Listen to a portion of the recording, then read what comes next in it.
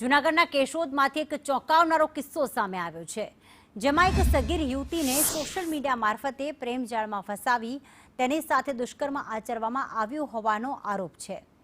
પોરબંદરના ઓટડા ગામના અરમાન જુસફભાઈ મકવાણાએ યુવતીના નગ્ન ફોટા પાડી લાંબા સમય સુધી બ્લેકમેલ કરી વારંવાર શારીરિક શોષણ કર્યું હોવાની ફરિયાદ નોંધાઈ છે. પીડિતાએ પરિવારને સમગ્ર હકીકત જણાવ્યા બાદ કેશોદ પોલીસમાં ફરિયાદ નોંધાવી હતી.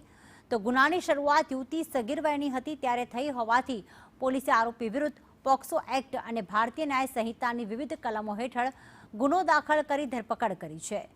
ખાસ વાત તો એ છે કે આરોપી પોરબંદર જીઆરડીમાં ફરજ બજાવતો હોવાનું પણ સામે આવ્યું છે.